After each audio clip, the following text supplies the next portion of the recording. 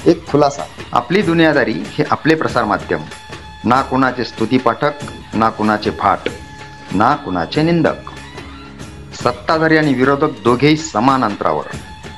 जो कर्तव्याशी प्रतारणा करील त्यांच्या विरुद्ध हा सारा प्रपंच.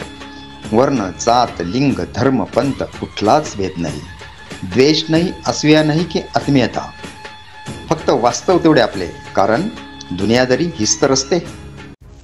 मराठा क्रांती मिशन 2 29 ऑगस्ट मराठा क्रांती मोर्चाच्या मिशन मुंबई दुसऱ्या फेजला सुरुवात होते.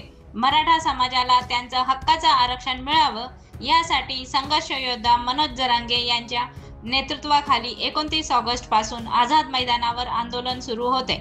या आंदोलनात उपस्थित राहणाऱ्या मराठा बांधवांसाठी आचारसंहिता जाहीर करण्यात आली.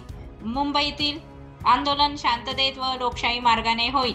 मुंबईला जाताना व येताना वाहने सावकाश चालवावीत, हुल्लडबाजी करू नये, आंदोलनात व्यसन करून येऊ नये, कोणीतरी जबाबदारी देईल याची वाट न बघता प्रत्येकाने मराठा सेवक म्हणून शिस्तीचे पालन करावे व इतरांकडून करून घ्यावे. मोठ्या आंदोलनात समाजविघातक घटक घुसून आंदोलनाला हिंसक वळण देऊ शकतात.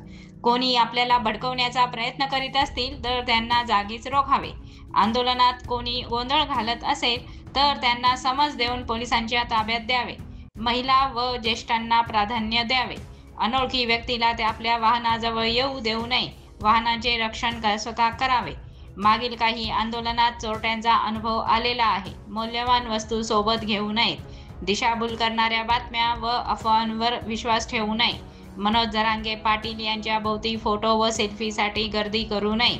मुंबईतील मुक्काम वाढू शकतो. पूर्ण तयारीनिशी निघावे. मुंबई मार्गावर मुंबईत व येताना आचारसंहितेचे पालन करणे बंधनकारक राहील. सर्व मराठा बांधवांनी संघर्ष योद्धा मनोज जरांगे पाटील यांच्या सूचनांचे तंतोतंत पालन करावे असे आवाहन करण्यात येते. ब्युरो रिपोर्ट, आपली दुनियादारी.